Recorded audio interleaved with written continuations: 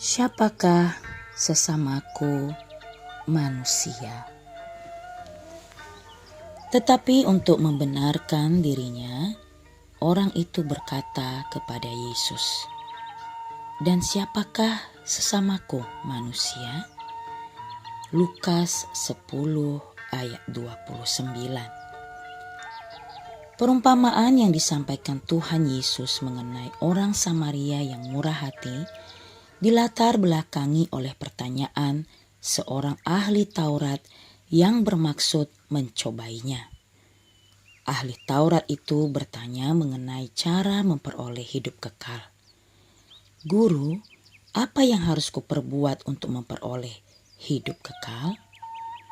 Tuhan Yesus menjawab pertanyaan tersebut dengan balik bertanya kepadanya, yang membuat ahli Taurat itu menjawab sendiri pertanyaan yang ia lontarkan.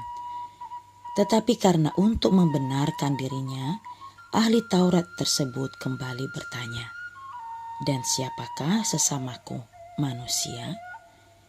Disinilah Tuhan Yesus kemudian memberikan perumpamaan mengenai yang dimaksud dengan sesama atau mengasihi sesama.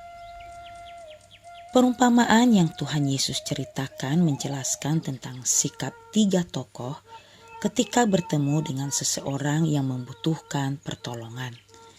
Orang yang membutuhkan pertolongan itu kemungkinan besar adalah seorang Yahudi. Adalah seorang yang turun dari Yerusalem ke Yerikho. Orang itu disebutkan sudah setengah mati atau dalam kondisi yang mengenaskan. Sebab selain ia telah dirampok habis-habisan oleh para penyamun, juga dipukuli, kemudian ditinggalkan begitu saja di pinggir jalan. Sikap orang pertama yang lewat di jalan itu, yang adalah seorang imam, yang seharusnya memiliki kasih dan menolong orang itu, malah hanya menjauh ke seberang jalan serta hanya melewatinya saja. Ia melihat orang itu, tetapi ia melewatinya dari seberang jalan. Tidak kalah cueknya, seorang Lewi yang seharusnya memiliki kepedulian menolong sesama orang Yahudi sebagai wujud dari sikap seorang yang telah dikhususkan melayani Tuhan di bait suci, juga tega dan berlaku sama seperti seorang imam yang sebelumnya lewat di tempat itu. Akan tetapi, tidak demikian dengan sikap dari tokoh yang ketiga, yakni seorang Samaria yang dimusuhi dan dibenci oleh kalangan orang Yahudi. Sulit bagi korban untuk mengharapkan pertolongan darinya, namun ternyata ialah yang bersedia menolong dan merawat sang korban.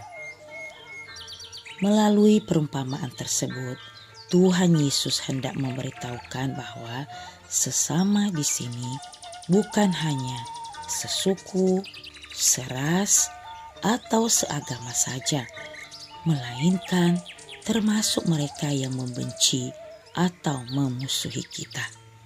Kita harus menolong dan melayani mereka jika mereka memang membutuhkannya. Jadi, menunjukkan belas kasihan melalui menolong orang lain yang membutuhkan tanpa melihat status dan keberadaannya merupakan hal yang dikehendaki Tuhan Yesus. Pergilah dan perbuatlah demikian. Sejauh mana kita memiliki sikap murah hati? Jika kita mengaku adalah seorang pelayan atau anak Tuhan, maka sudah seharusnya kita terus memperlihatkan kepada orang di sekitar kita akan sikap kita yang murah hati, seperti halnya orang Samaria yang murah hati itu. Sebab jika kita tahu harus berbuat baik tetapi tidak melakukannya, kita berdosa. Yakobus 4 ayat 17. Amin.